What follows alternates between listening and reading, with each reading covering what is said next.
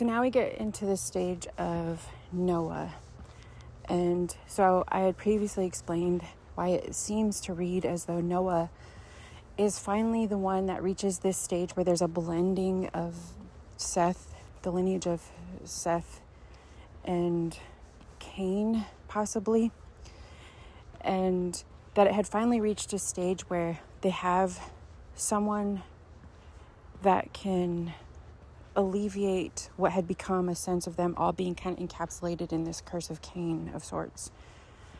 And the reason why I think it seems to read as though it enmeshes all of them is because it makes reference to what the curse of Cain incorporated, where the blood spilt on the land, and because the land had previously been cursed, it connected that curse to Cain through, it says like when the blood spilt on the land and it reached up with the curse and touched his hands. And so then he became cursed, and then he was marked with this curse. And then he was protected through the mark that his life wouldn't be taken, but then it just grew these tensions, and various ones then were making reference to Cain, and they were caught up in these conflicts and taking matters into their own hands and shedding blood and whatnot. Eventually, though, it seems that among some groups it reaches a point where there's something distinct about Noah, where he's not in that type of animation of the spilt blood or whatever was occurring there, but that he was seemingly affected by it, or that those various ones among them were affected by it, like the lineage of Adam and Eve. And so then it said something to the effect over Noah's life that he would be the one that would alleviate them from the cursed land that had cursed their hands. And enters the story of Noah, right? Where we're told that God was going to alleviate the excesses of evil that had attached to all of this and spare Noah and his family. And so then this is the story of Noah's Ark, and then they're prepared to go in to the ark, and that the land would be surrendered to flooding, and that it would release something to the effect of I forget what it's called now. Since I'm just talking through it similar to my last recording, I don't have my references in front of me. I'm just kind of talking through it. There was too much to try to study, and so I thought I'm just going to try to talk through it first, and then maybe I'll add some notes later, kind of refine the topics. But it's something to the effect of like the underground reservoirs of water that are held back and utilized to manage through the watering and whatnot was going to be released, and then it would flood the lands. There's probably other connotations to that reference. I've heard some that study the ancient texts in other similar like religious beliefs in that time, that water actually was symbolic of something in reference to God and whatnot. And you see that in some of the old texts, like ancient literature. I'm not an expert in some of those studies, and so it'd be interesting to see what people would say, but that there's also symbolism to the releasing of water, and water in relation to God and life and whatnot. So I think there's probably other connotations to maybe what was going on there story-wise. And it could be that because the reason why I'm trying to unpack this a little bit too is because the story of Noah is baffling to a lot of people. It's another one of those stories where they're confronted with how could God be like that? How could God just flood the land and kill everyone off, even the animals that seemed innocent and whatnot? I don't feel like right now I'm going to really do like a whole exhaustive talk on the idea of Noah, but I do concur that it seems problematic, and it seems it's one of those topics where you would think among these other similar stories, like God, this doesn't seem like actual God. This seems like the forces. It seems like them attributing things to God that are like the forces. And so I guess that's just kind of like my quick response. is that in that it seems like the forces like gauging the times, it seems to suggest that something to do with when the ground was cursed, and that through painful toil they would have to work the ground and whatnot. There was this suggestion, or what seems to be suggested is that similar to Cain, when Cain was of those that were to work the ground, when he shed blood, the curse connected with him. And when the curse connected with him through that shedding of blood, he was thrown out, like he couldn't work the land anymore. He had to wander. And so it does make you wonder, was there no one left to work the ground in that sense? Did they all succumb to the gods in terms of being enslaved to these blood accounts, this curse, what have you? I mean, it's hard to say. It seems to kind of read like that, because there was something similar in Genesis 2, I believe it is, when initially there's this like framework of creating the creation story and this man and woman and this potential of connecting onto development, and then that separate one with Adam. But prior to that, I think it says something like, and then at this time there was no one to work the ground, and then he created Adam, and then from Adam, Eve, and then they were like these different designations of the soil. And so there's these continual themes where there's like those made at the stage of reconnecting to the soil. And so in that, someone seemed accessible to the soil, because it had said something in that reference that then he had created them, and there had been no rain on the land, that the land would be watered from the springs under the ground, or like these reservoirs. And it kind of seems to have this connotation that maybe there was some type of, I don't know, like balancing or managing of that somehow or another. There just seems to be some kind of symbolism to this. These like ravines or reservoirs of water, and this managing of the land, and this being able to approach the land. So then after this, when they're separated from the land because of these blood accounts, because of shedding of blood, and then the ground is cursed, and then they're part of the curse, then, I mean, it could even read that there was nobody to manage the land, and in the excess of it releases these like excesses of land like response, and the waters just unleashed.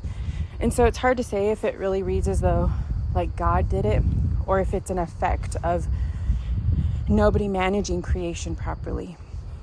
But anyway, so there's this result, right, that it's said at the time of Noah, he's finally one that can return to the land somehow or another.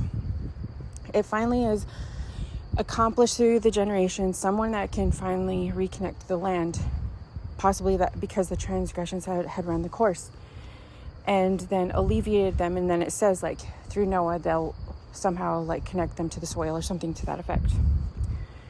But then prior to that, it's like there's this purging of those that are running amok and doing these horrific things. And that's kind of how it reads, like every inclination of their hearts and minds was of evil all the time, or something like that, right? When we read the story, it's hard to say, like, was this just like a regional thing that happened? It kind of seems like when you kind of pan out and read other accounts of this, that it was kind of a regional thing.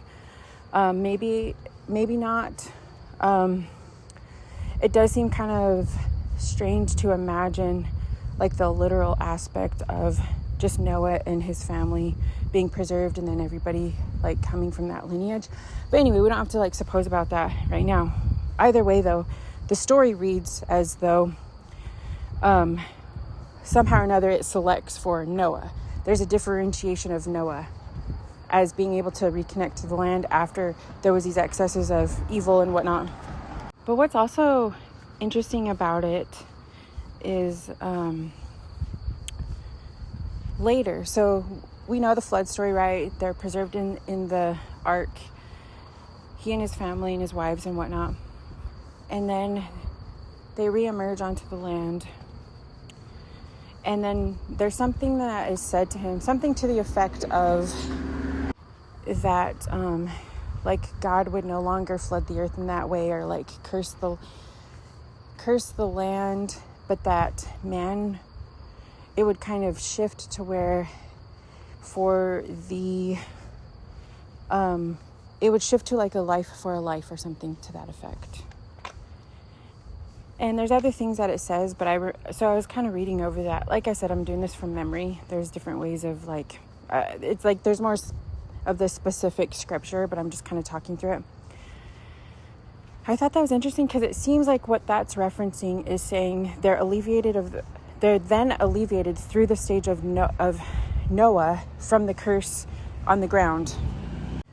So then at this stage, what it seems to be marking along in the story is that it's alleviating and finally completing the stage of the cursed ground, of which then when you shed blood, then you're cursed, but then you're also protected.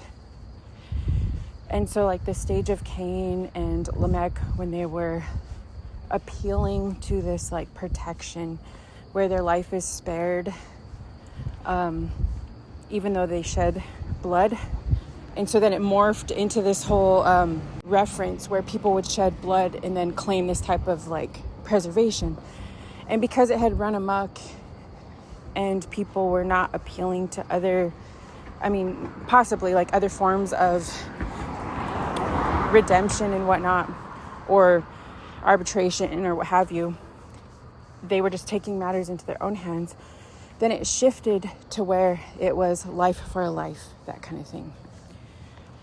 And so we get to the stage where it seems like it's reached that point through Noah, through this purge of the ground, this purge of these claims that people were making in reference to this.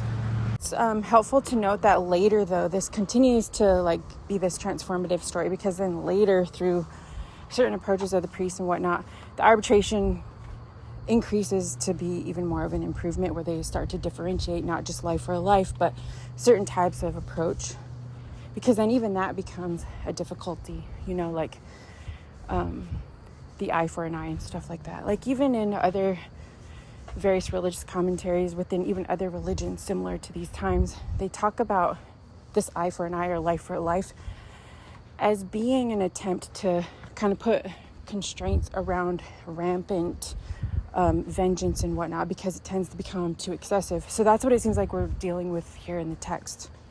Now they're alleviated of what it seems to be the transgressions of Cain, the blood spilt, the cursed land, the curse on them through the spilt blood, and now it's life for a life.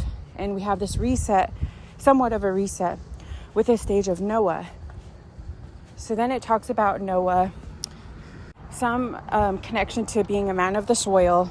He tries to then bring these appeasements to God or the gods, these burnt offerings and whatnot. And then it talks about it kind of being this pleasing to God, and God is pleased with the aroma and these burnt offerings and whatnot.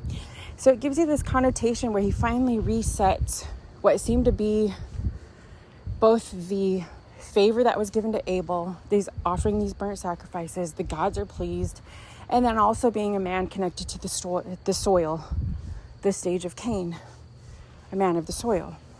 And so we seem to have this reset, and then we get this strange scene where it shifts to Noah and his sons, because then it's going to shift to the lineage through his sons. And so then we have this story where Noah is tilling and creating his vineyard, and there must be some success of it, because then it talks about he becomes drunk off the wine of his vineyard. And then his son, his youngest son, stumbles in and sees him drunk and naked. And there's not much that it says about this story, but it makes these huge connotations after that. So people suppose, like, what does that even mean? Where's the other references to this story?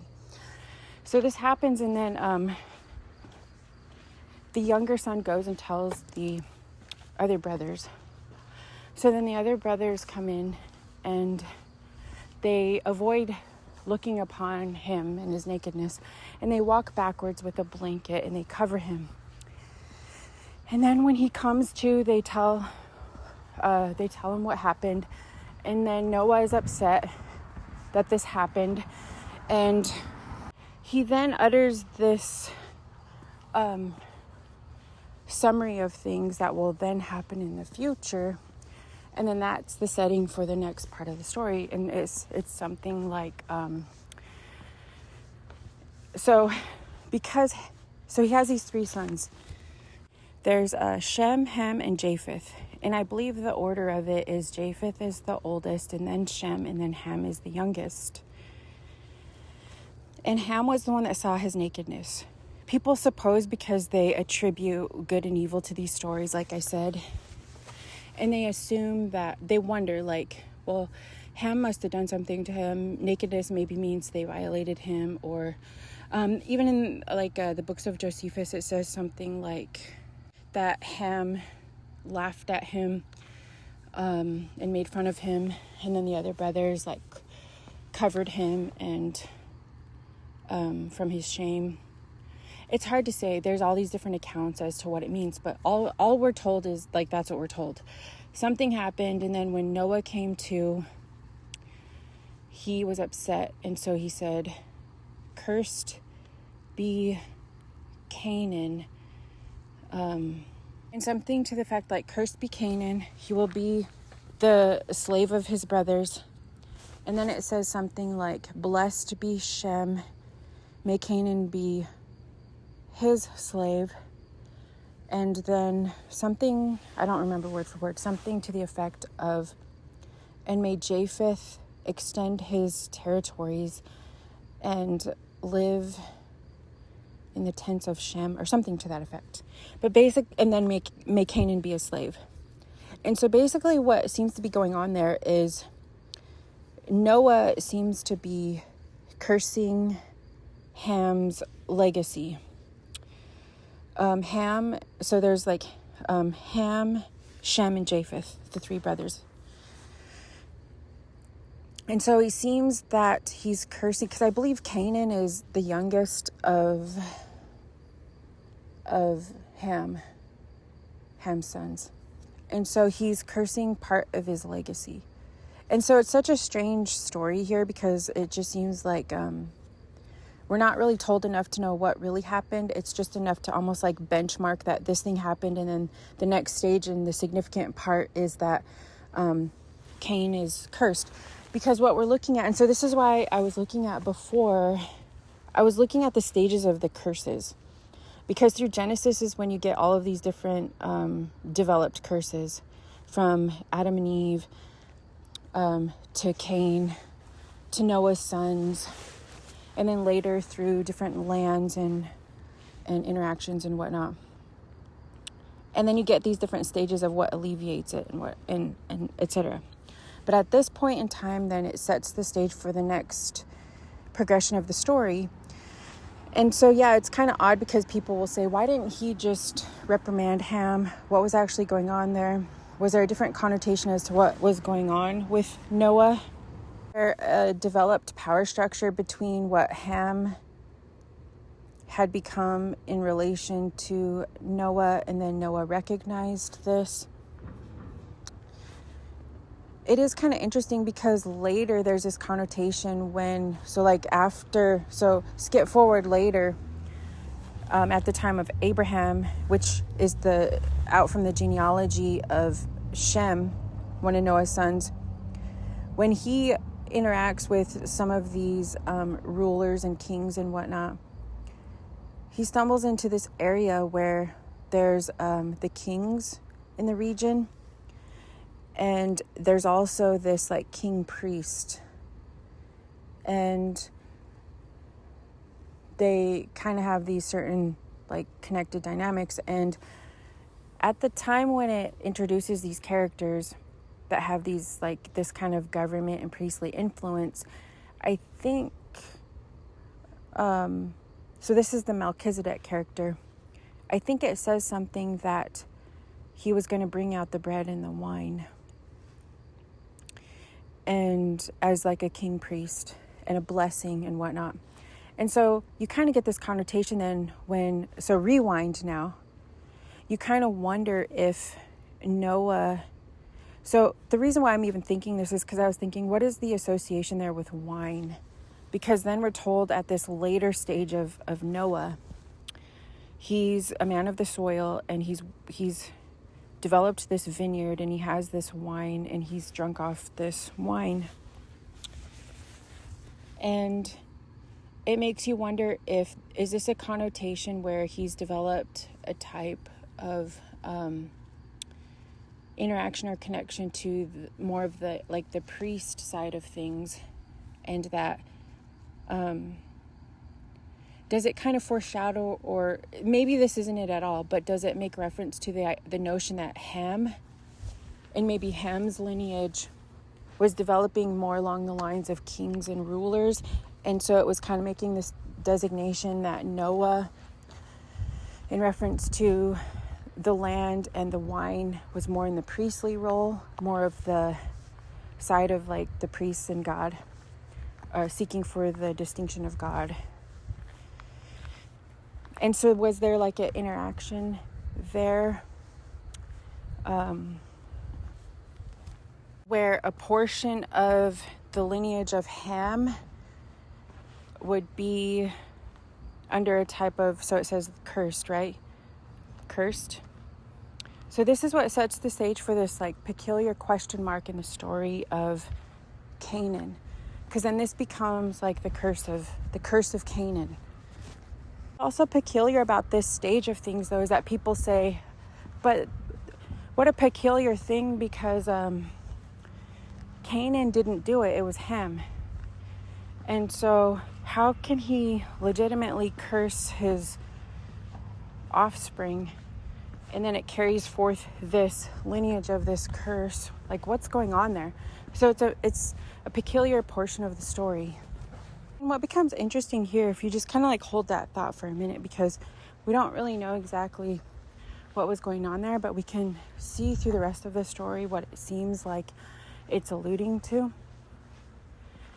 And so this is where it was interesting to look at the territories of Ham. And I think I'll post a picture on the feed. The territories of Ham, and what it seems to make reference to. So after the time of Noah, we get introduced to his sons, Shem, Ham, and Japheth. And then it goes into this genealogy of Japheth, and then Ham, and then Shem. And eventually Abraham comes out of the lineage of Shem. And it seems like at this stage, how a lot of people interpret what seems to be going on at this stage is that there's these different competing territories between the brothers, and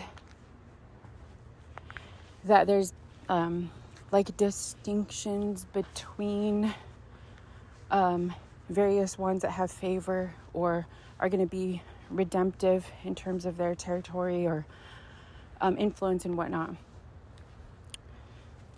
that's where it seems interpreted, where Abraham eventually goes in and develops connection and occupying force over Canaan, and then through that obtains a type of territorial dominion or what have you, right? There could be something a little bit to that, but I was kind of noticing as I was looking at this story that it seems like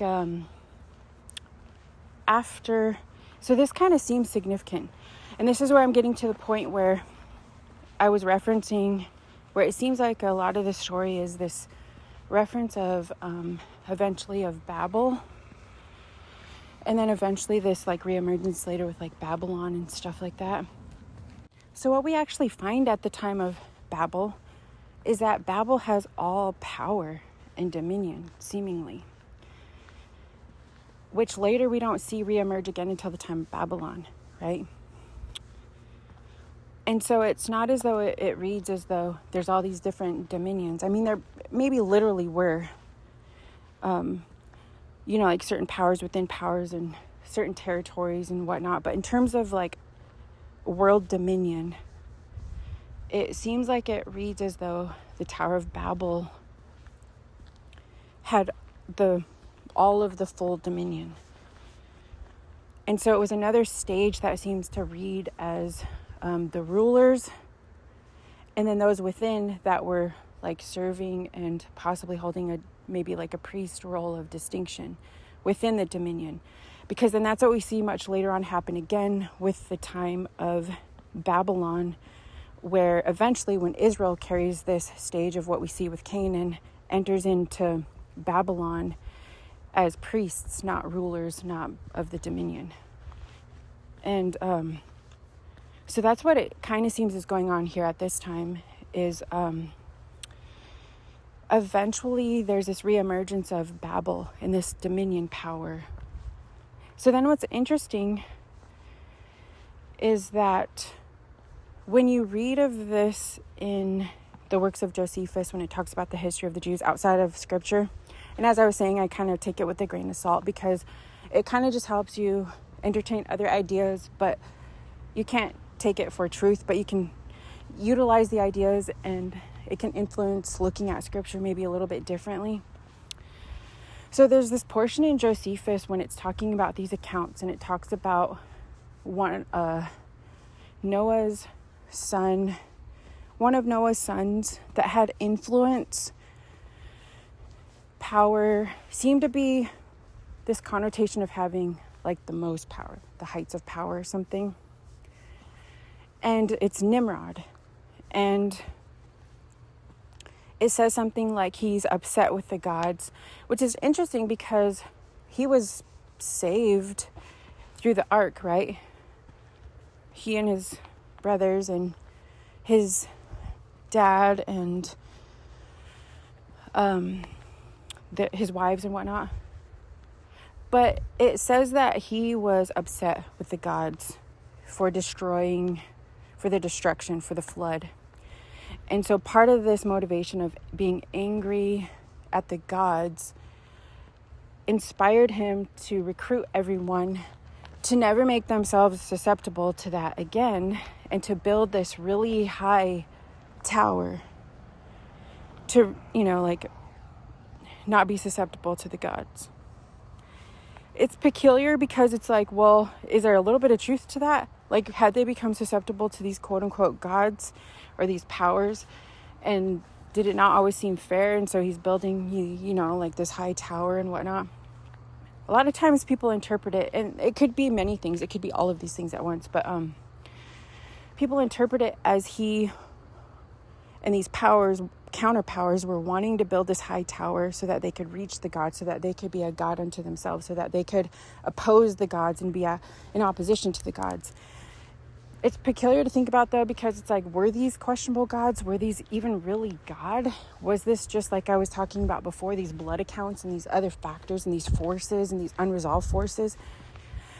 But anyway, so you have this character that seems to be trying to alleviate and relieve this stuff, and this is Nimrod, and he's building this world dominion Tower of Babel.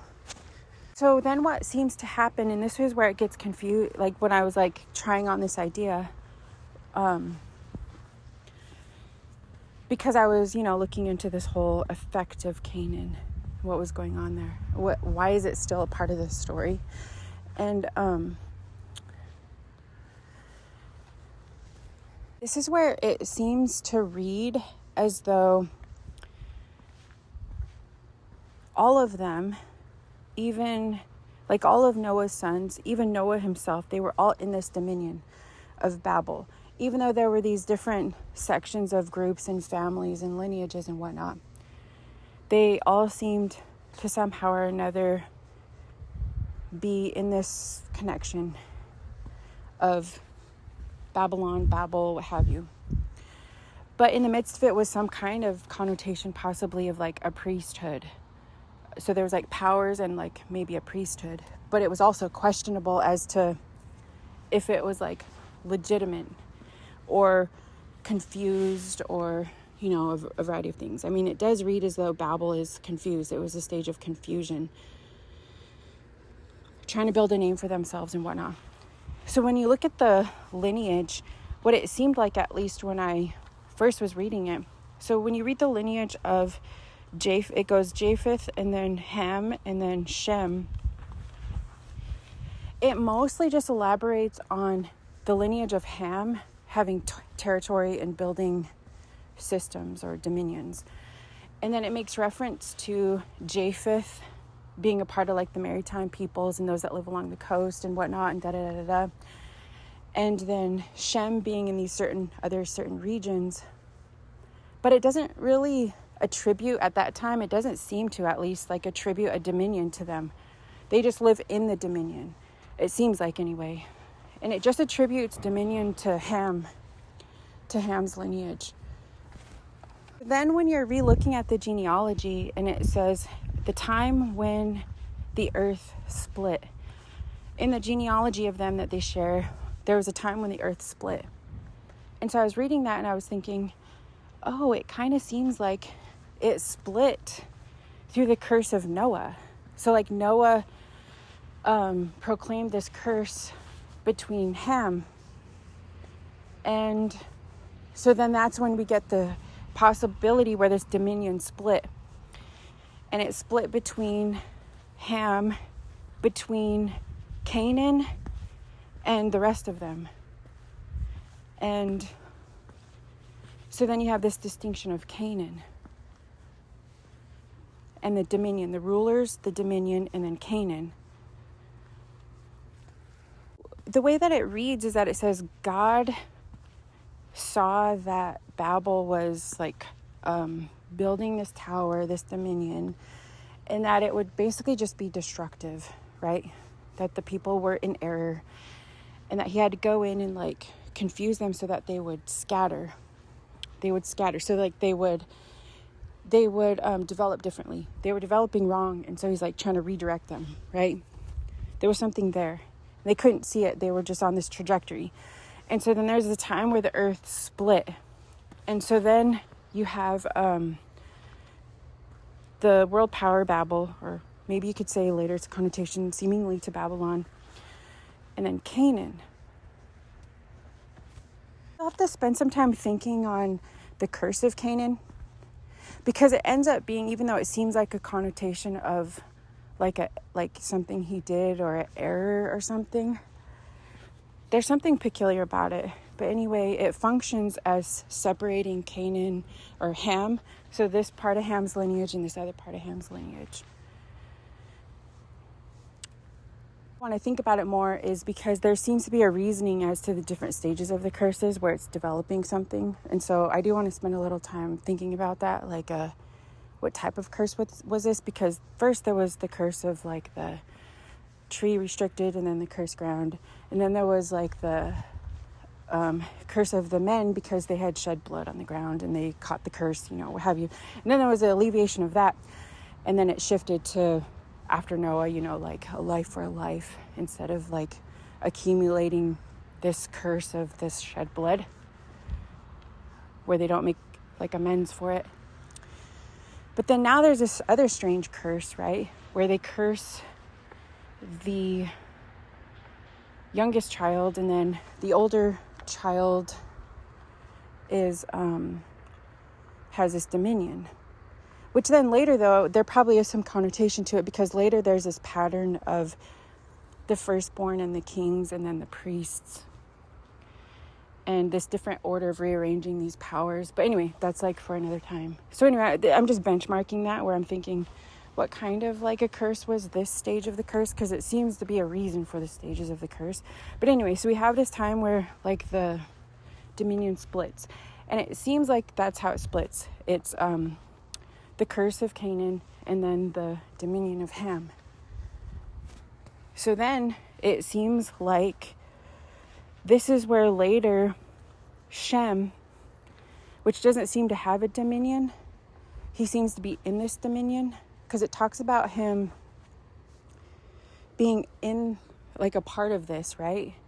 We often think of it so different as all these separate places. And I don't know, maybe we could still look at it like that, but I'm just trying on this idea. I'm just kind of talking through it. It kind of seems like Shem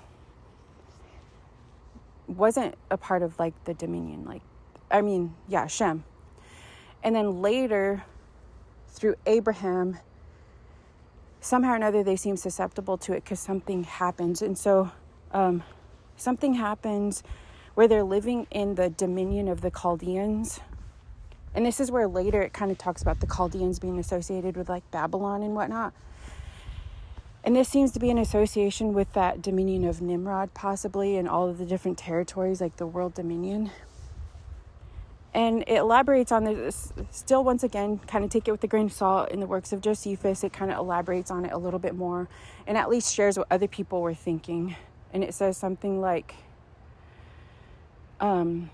Abraham's father's son, Abraham's brother, was killed in the land of the Chaldeans, and they were upset about it, and so they left.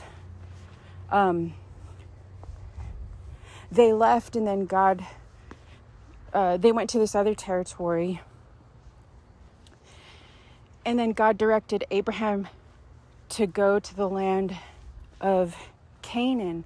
So then this is where you get the introduction, where through these stages, through whatever's happening, through these dominions, Abraham, through the lineage of Shem, is drawn out from the land of the Chaldeans, and or some say or the land of the Babylonians, whatnot, and then travels to Canaan.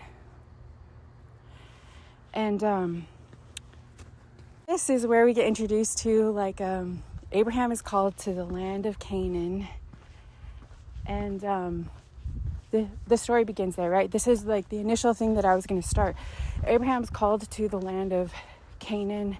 God says, like, go to the land of Canaan.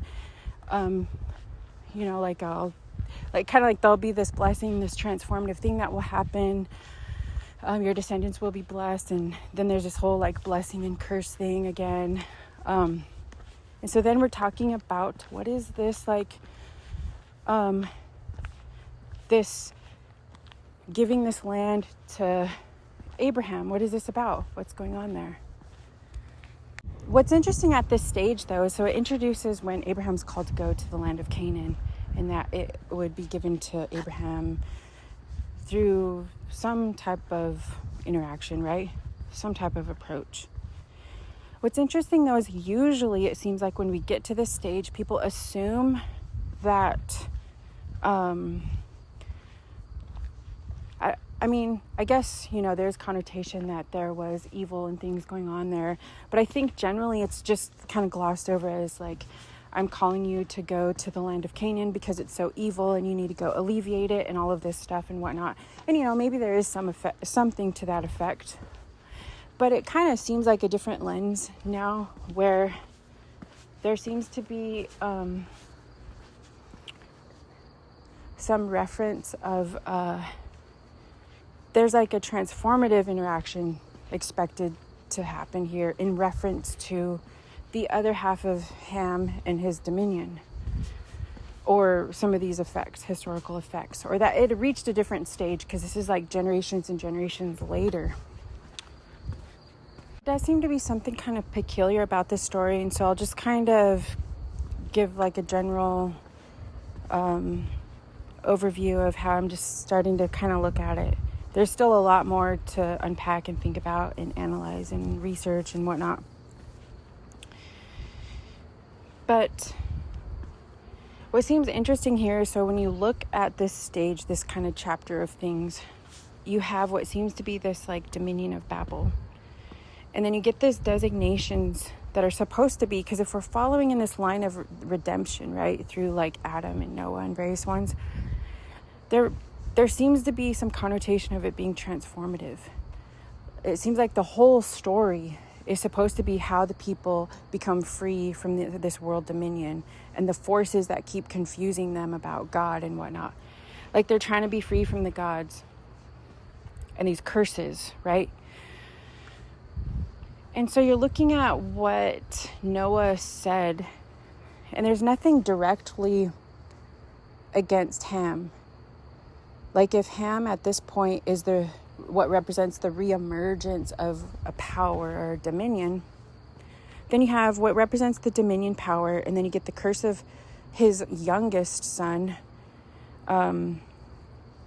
Canaan, and then you have Canaan in reference to Shem, and then Japheth in reference to Shem, and then Canaan is their slave.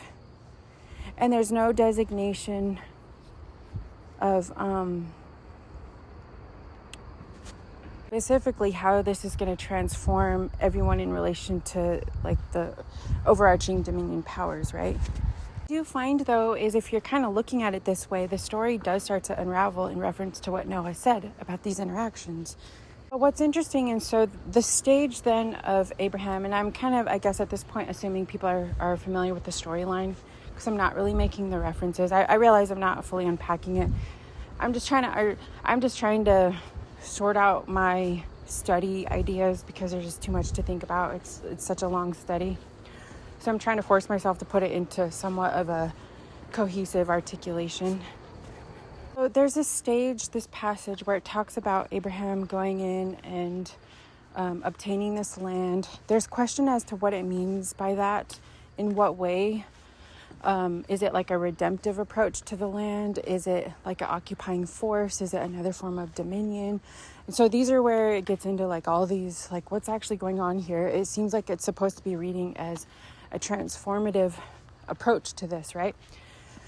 But for now, without getting into all the other complications of question, looking at the text, it seems like it's following along with this section of what Noah had said and kind of unpacking it.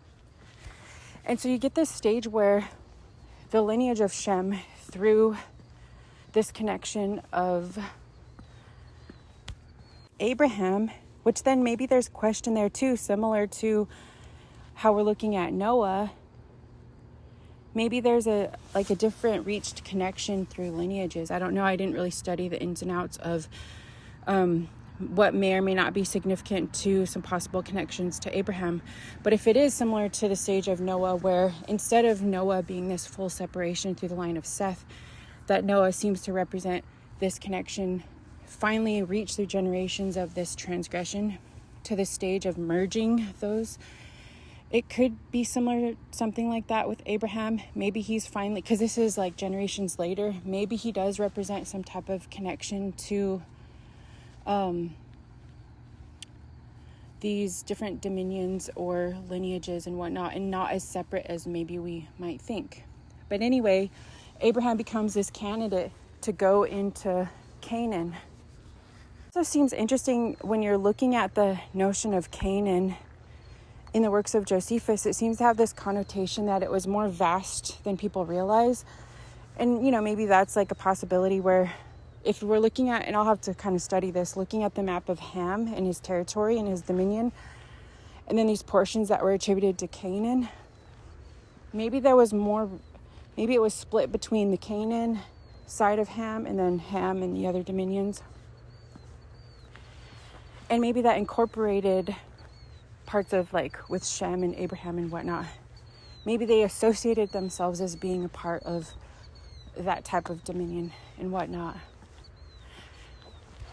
Another reason why I'm just kind of thinking about that and trying on this idea is because it starts to actually read that Abraham is a Canaanite. I mean, later it says like you'll go to a territory where you'll be an alien in a foreign land. And he does shift from where he was from, and then he goes to this other location. But there are these regions that are attributed to like Canaanite territory, or maybe possible like dominion or something. Like I forget what it's called. I forget what the wording is in Josephus. Well, because when you look at the sons of Canaan, it seems to be these more vast like locations and whatnot, right? Anyway, though, for whatever reason, Abraham is a prime candidate to go into this location, though, that seems to be of influence to the other regions. And it seems to be this association with maybe possibly the religious hub that has influence over the area. It seems to make reference to it having that type of influence, of which we see when Abraham goes to the King's Valley or something to that effect and talks with the king, some of the represented kings of those region, and the king priest Melchizedek. And it seems to be the place where there's influence of like the priesthood and the gods and whatnot. What's interesting, though, is the passage where it's kind of talking about, with Abraham and what to expect and what God's going to do. And among those things, though, in terms of this like connection to this land where he goes in and he's slowly making these negotiations and kind of building these connections and whatnot, initially, until much later it turns into like conquest stuff, but then that's like a whole other story of developments. It could even just be a reemergence of the contention and the things that we just keep seeing reemerge with the difficulties of transformative approaches. But anyway, at this point in time, when he's first being established there, and then God's kind of explaining some of these stuff, among what is explained to him is that there will be a time where his descendants, so it says something to the effect of like, his descendants will in the future be enslaved and be slaves for a certain amount of time, like 400 years or something. But then after that, God will like punish or reprimand or something those that enslaved them. But that to know that at least in his life there will be he'll basically like not see that in his lifetime, and he'll go to his grave and be returned to his father, or to be buried with his father, something to that effect. So there's so many things that are interesting there. For one, and I'll have to check these notes, I could be getting it wrong, but for one, it's like he ends up getting buried, I believe it was in the land of Canaan, where he bought this property from a Hittite, I believe it was, where he negotiated for the land and they gave him the land, and then he buried his wife there, and then he wanted to be buried there. I believe that's how it goes. And so it does seem to be giving this connotation that was he was like rebirthed through that land in a sense, or it seems to be given the connotation that he is kind of in a sense like from there to some extent. So there's a lot of interesting things there. But what it also seems to give the connotation of is what's referenced is the curse that was placed on Canaan, where Canaan would be the slave of his brothers. So what Noah said, Canaan would be the slave of his brothers, and then Canaan would be the slave of Shem, or serve Shem, or something to that effect. And then Japheth would be in the tents of Shem, or some connection, but then Canaan would still be their slave, or what have you. But as I was saying, they didn't really have territory at that time, and so there is the question of like what kind of service or slave or ownership or what have you. But what it seems to be addressing at this time, though, is when Canaan is said to be a slave to the brothers, like the less of the brothers. And so what you find in some of the other lineages of Ham is that it includes lineages that later become known as like some of the surrounding regions, and then Egypt.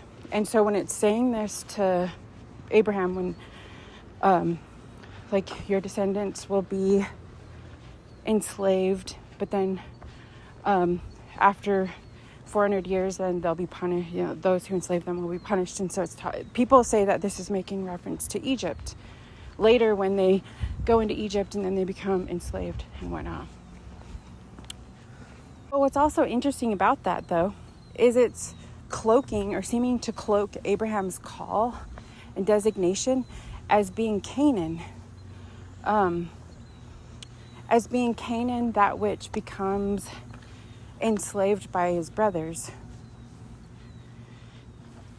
It is kind of peculiar because then at this time it seems to then be designating Abraham as a Canaanite and absorbing him into the curse of the Canaanites, or at least his calling, absorbing his calling in reference as into the curse of the Canaanites in reference to the stages of enslavement of Canaan unto his brothers for a certain period of time,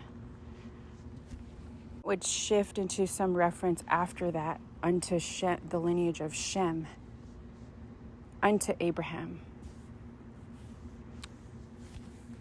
From that, incorporate this connection with Japheth. And then so when we see the story develop later, because I was asking this question, how is this supposed to be transforming like the utmost of the powers, though? Because it doesn't directly mention Ham. And so as we see Abraham enter into Canaan and essentially seem to become the curse of Canaan and then become a Canaanite and then birthing this movement through the Canaanites, it ends up being that which eventually returns to Babylon and is supposed to help alleviate and free and put in check the Babylonian powers, and then reclaim and redeem this like claim of like power and dominion of God and this connection to this world rule and stuff like that.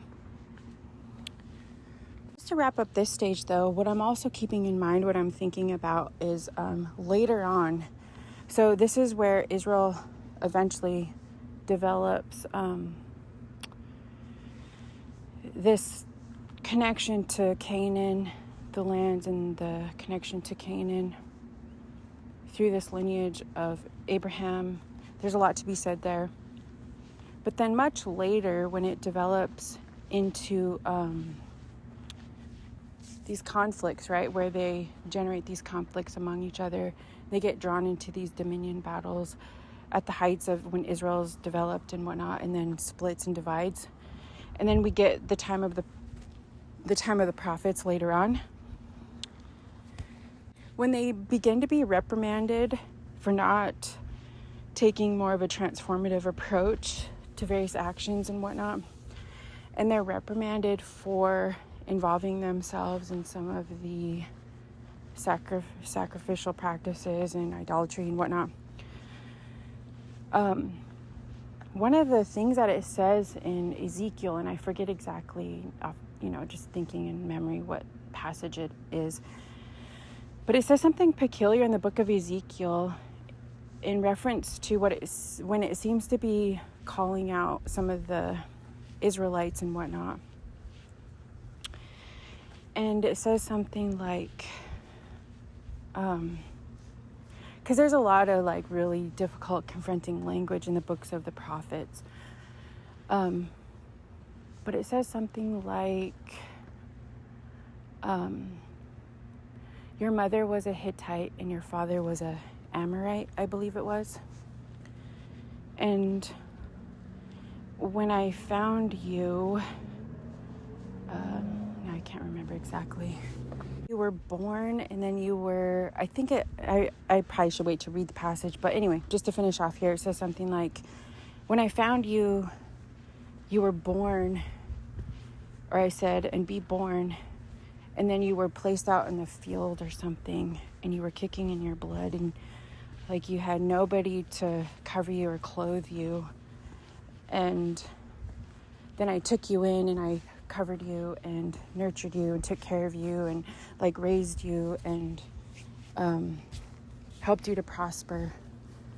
And so it's kind of in that language, like some of the old language where it kind of talks about this like union between God and this development, and a lot of the old stories kind of have those connotations.